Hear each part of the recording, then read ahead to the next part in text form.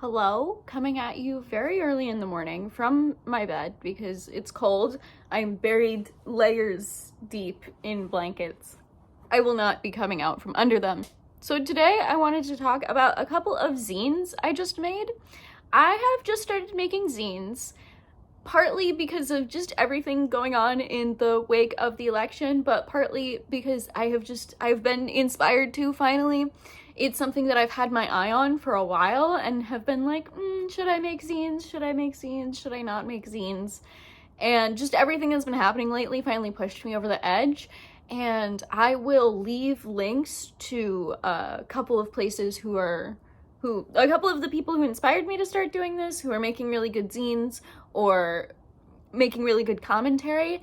One of the people that I really think you should check out is the Decolonization Coven, who is trying to start a physical information distribution network, which I think is super, super cool, and I really like their cause. But I made a couple zines, and I would like to show them to you and read them to you, and when we're done, they will be available to you for free in PDF form. You will just need to print them out and assemble them yourself, but other than that, they are free. You can have them. They're yours. They're yours. Okay, wait, it's backwards. Gonna have to flip this in editing, huh? Okay, let's start with this one because this is the first one I did. So if it's not so good, please give me some room to grow because these are my first two ever. Okay, so this one is called How to Hate Yourself a Little Less. And it's a little less because this is not a long booklet. It's not going to teach you how to, not hate yourself at all. But if you're in a bit of a pinch and you're having a really bad moment, or you genuinely have no clue where to start on learning how to stop hating yourself, this could be for you. So let's get started. Step 1. Remember, the powers that be and capitalism teach us to hate, and then there are some lines here for you to fill in and write your own answer. Personally, for me, every time I've read this page, I've had new people in mind to fill in, because truly, capitalism just teaches you to hate everyone, essentially. So a fun one, loaded to start off. 2, recognize the bad thoughts you have about yourself. One of the first ways to silencing your negative perception of yourself is to recognize that it's there. There are so many terrible things we say about ourselves all the time that we don't even notice, that we haven't even caught on to yet. And so it's important to, when you say those things about yourself, either out loud or internally, be like, oh, wait a minute, that was mean. So just identifying, not even trying to push back, not even trying to change it or correct it, just, oh, that was mean. That wasn't nice. That wasn't very positive. And then we have a little question here. Who gave you those thoughts? And then some lines for you to fill in, because I find for me often the negative voices in my head are usually things that people in my past have told me and not necessarily true reflections of what I believe about myself.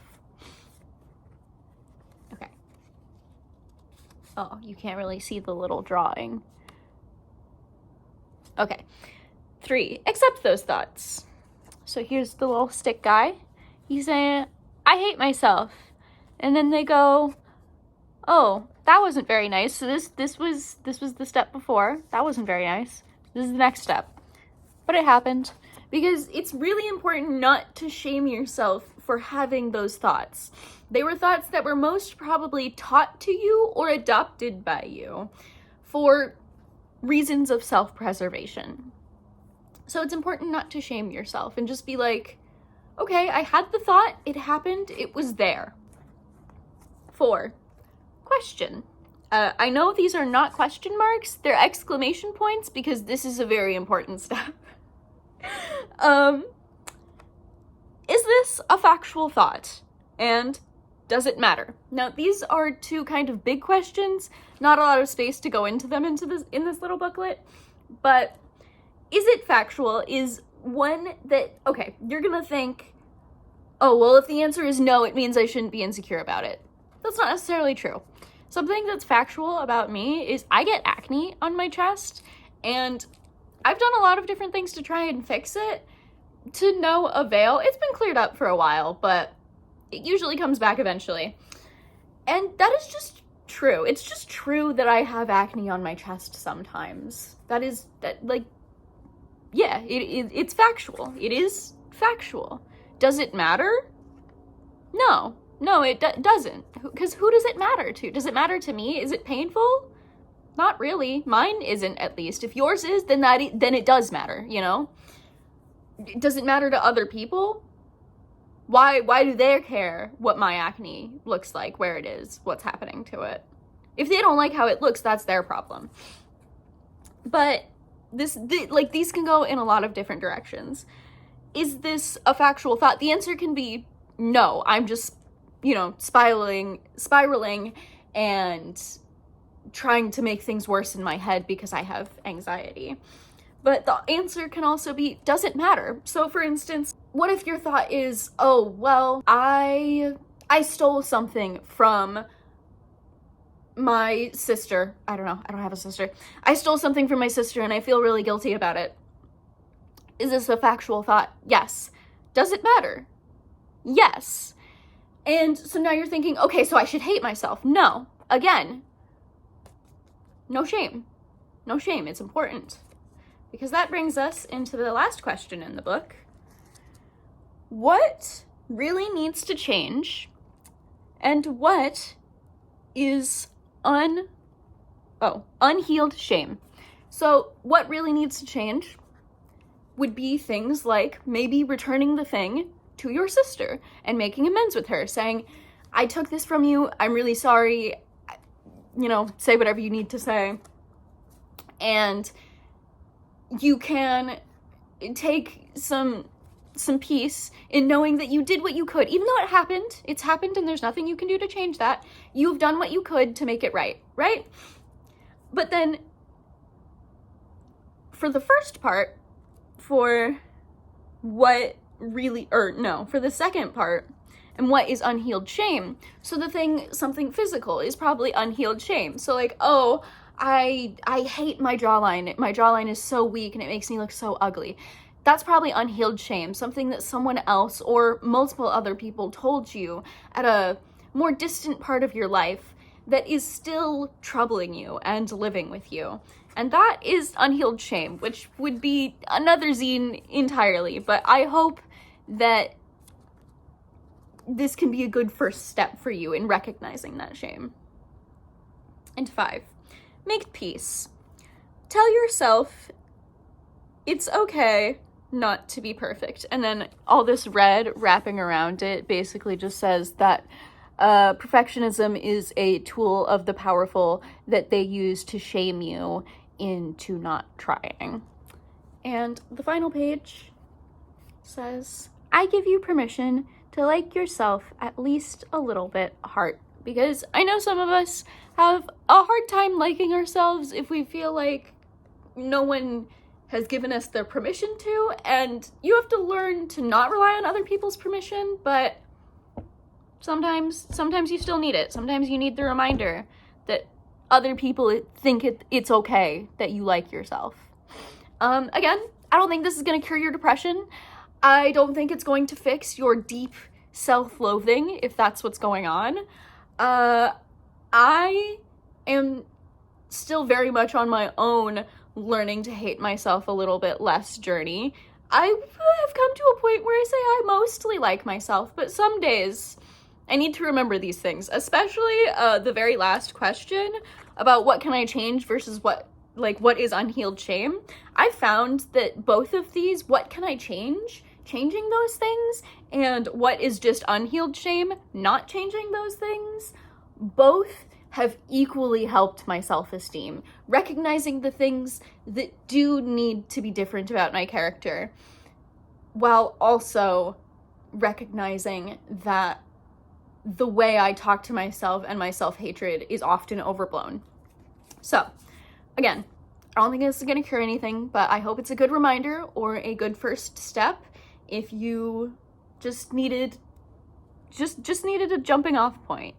If you just needed a jumping off point. And again, I will have a link in the description to a Google Drive where you can download the PDF of this for free. You can print it and assemble it yourself. It's super easy. Here, I will unfold this for you. So when you print it, it will be like, you know, a sheet of paper, obviously. What you're gonna wanna do is fold it, cut down the middle right here. Yours will be intact still, obviously. Cut down the middle right here, and then open it. And,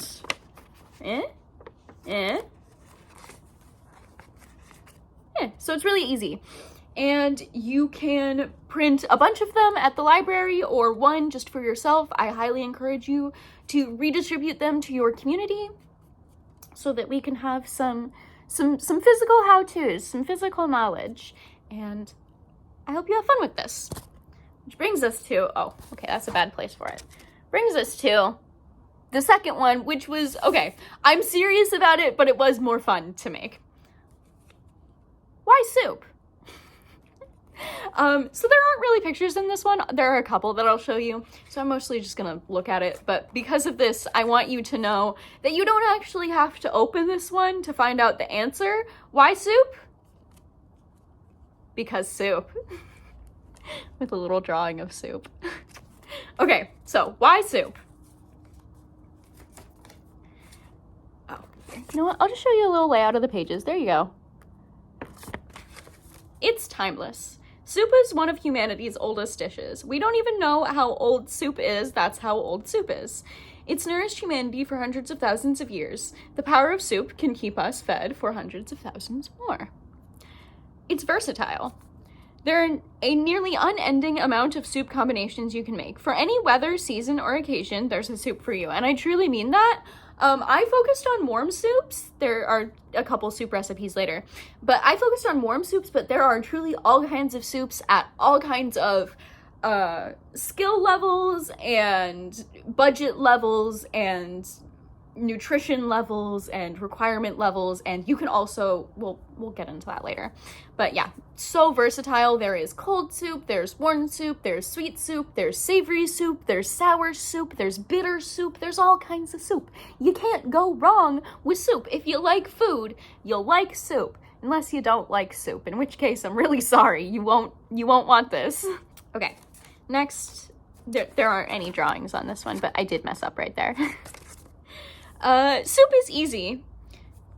There are plenty of fancy soups that take hours of labor, for fucking real. But like we said, soup is versatile. That means there are plenty of kinds where the recipe is simply prep work and letting your ingredients simmer in a pot. With the use of a crock pot, this can be even easier. Seriously, crock pots are so easy. Canned vegetables and broth and like meat, put it in a crock pot, let it simmer all day. Phenomenal, delicious, amazing. Whoever invented crock pots, incredible. Cost effective. With soup, a little can go a long way. I didn't just, like, the way I mean this is you can truly buy like 2 potatoes, 2 carrots, and a little bit of chicken, and that can make food for like 6 to 8 people if you really try.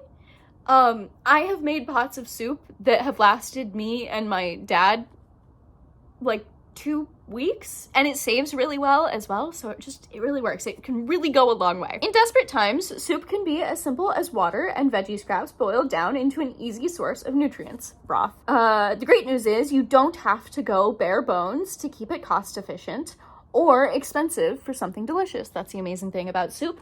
Very cost effective, very, very yummy. And if times do get really desperate, the vegetable broth isn't going to be that bad. I mean, it's just vegetable broth, but you know. So these are the ingredients for the 2 recipes. Ingredients for chicken noodle soup.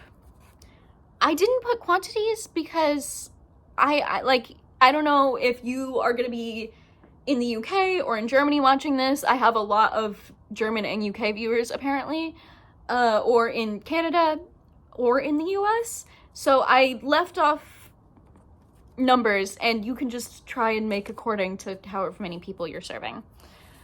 Okay, onion, celery. Oh, I'm...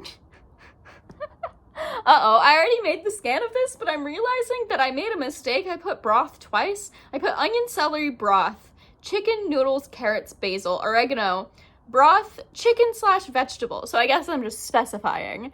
It can be either chicken or vegetable, or it can be both. I do both. And garlic. Saute veggies? Saute veggies, chicken, and garlic. Add broth, bring to a boil, add and cook noodles, and then let simmer till pot reaches desired fragrance. I kept the instructions very simple because A, not a lot of space, and B, hopefully you already have some basic cooking skills. If not, maybe I can make a little zine about basic cooking skills. But this is with the intention that you or someone you know at least know a very little bit about cooking, like the fact that you're probably going to need things like salt, pepper, oil for all of this. Okay, ingredients for vegetable soup. Carrots, celery, yellow onion chopped, garlic, crushed tomatoes, corn, green beans, zucchini, cannellini beans, is that how you pronounce that? Spinach, and then salt, pepper, Italian seasoning. And the instructions are just make in same order as chicken noodle soup on previous page, because it's just the same thing. Saute the veggies, add the broth, bring to a boil, and then let simmer. The ingredients for chicken noodle soup is a timeless classic, and the ingredients for vegetable soup is a winter staple. And then we get, again, to the back cover, because soup. So these are my two zines. I will definitely be making more because these were really fun to make, and I will be distributing them in my real life. And also, again, there is a PDF in the description for both of these that you can have and print and distribute yourself because soup. And because it's important to feed yourself and like yourself. Okay. Anyways, bye.